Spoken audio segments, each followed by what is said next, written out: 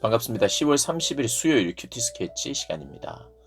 오늘 본문은 갈라디아서 6장 1절로 10절까지의 말씀입니다. 오늘 본문은 이렇게 시작합니다.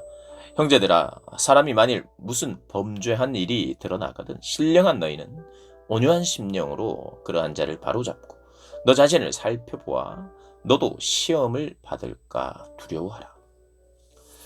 오늘 본문은 이제 마지막 장 6장에서 범죄한 사람들, 옳은 길로 가지 못하고 있는 사람들, 어떻게 보면 육체의 소욕을 따라 사는 사람들, 이 사람들이 잘못됐어요. 근데 그들을 어떻게 대해야 되는지를 우리가 살다 보면 신앙 공동체 안에서도 마찬가지고요. 신앙인이 신앙인답게 살지 못하는 사람들이 있어요. 하나님의 말씀을 거역합니다. 의도적으로 거역하고 반복적으로 거역합니다. 보니까 정말 성령의 소욕을 쫓아 살지 않아요.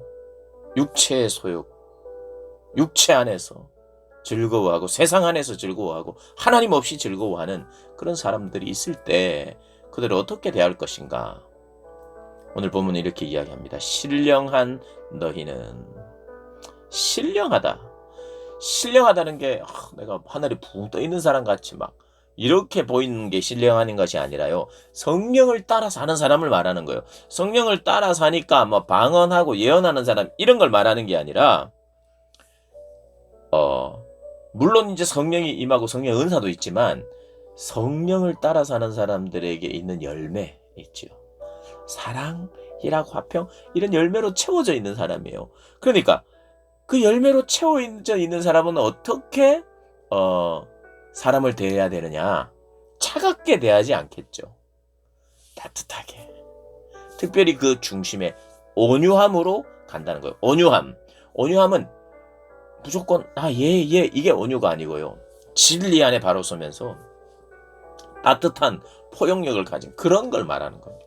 아무것도 뭐 내가 구분하지 않고 건강한 의미에서 비판하지 못하는 그런 사람이 아니라 분명히 건강한 시각으로 비판할 수 있고 잘못을 구분할 수 있는, 그러나 따뜻함으로 그들을 살리는 목적으로 대하는 것, 그게 바로 온유한 심정이죠.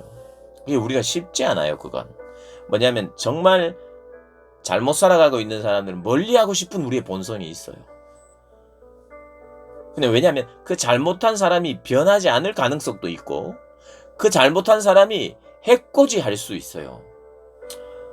형제여 하고 우리가 바른 길로 갑시다 말할 때 고맙다, 바른 길로 가자고 말해줘서 고맙다, 나 기다렸다 이렇게 하지 않고 네가 뭔데 그러냐, 너나 잘 살아라 이렇게 이야기하니까 힘든 거예요.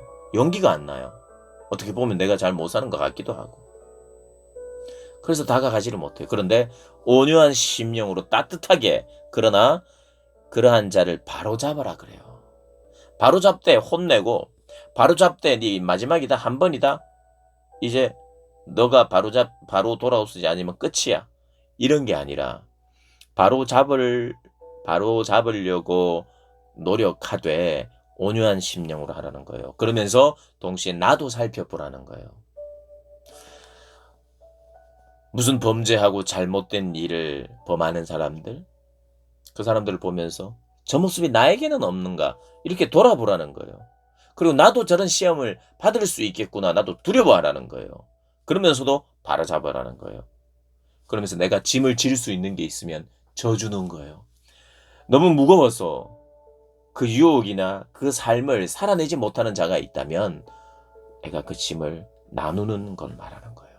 그게 뭡니까?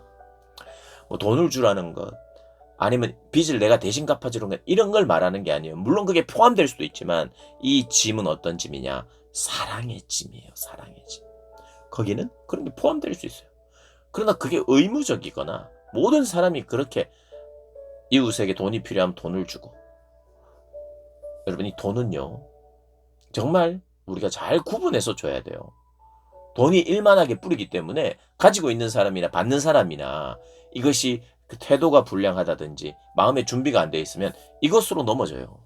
그러니까 우리가 돈을 사랑하라니까 돈을 줘야 된다, 여기저기 주는 걸 말하는 게 아니에요. 이게 또 온유한 심정으로 바로잡기 위한 마음으로 또 짐을 져주기 위한 마음으로 하는 거죠. 그래서 나를 잘 살피고 또 내가 내 삶에서 내가 가진 것이 있다면 이게 내가 자랑할 일이 아니라 하나님이 주신 것에 대한 감사함으로 나가라는 것.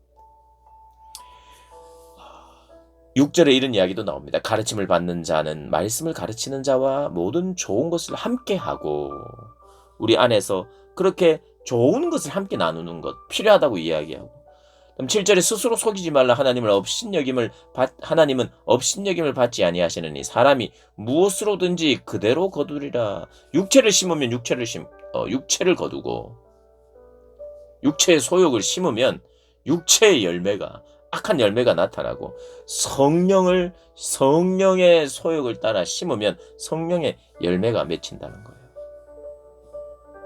내 삶은 계속해서 이게 순환이 됩니다. 거룩한 것을 쫓고 거룩한 것을 심으면 거룩한 열매가 생기고, 또 그 열매로 거룩한 일들을 또 할 수 있는 거죠. 이렇게 계속해서 선순환이 일어나는데, 악한 것은 어떻게 되냐? 악한 것도 마찬가지입니다. 악함을 한번 경험하면 이게 계속 또 내 안에서 씨를 뿌리면 이게 싹을 틔우고 뿌리를 내리고 열매가 막 생기는 거예요. 뿌리를 한번 내리면 아무리 악한 열매를 막 쳐도 또 열매가 나타나는 거예요. 그러니 내가 심는 것이 정말 중요합니다. 정말 선한 것을 심어야 돼요. 선한 것을 심으면 정말 선한 것을 봐서 기뻐요. 그런데 오늘 9절에 보면 우리가 선을 행하되 낙심하지 마라, 포기하지 마라. 그럼 때가 이르면 자, 선한 것을 심는데 빨리 선한 것이 안 나와요. 때가 돼야 되는 거예요.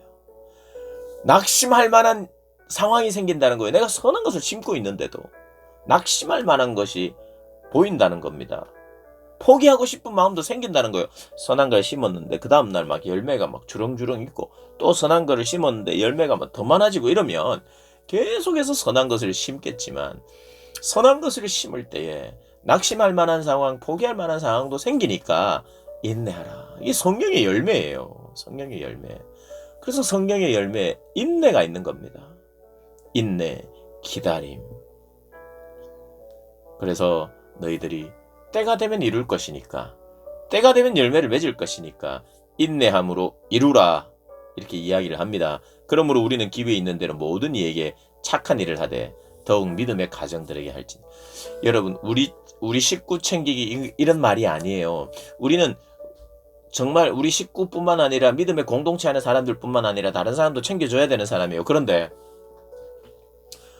우리 식구도 잘 챙겨야 되고 더 잘 챙겨야 됩니다. 믿음의 가정들에게 그렇게 성령을 심고 성령의 소욕을 심어 성령의 열매가 나타나고, 또 그런 것이 계속해서 선순환이 일어나고, 또 좋은 것을 함께 나누며 살아가는 그런 복된 삶을 살아가는 저와 여러분 되시기를 주님의 이름으로 축복합니다.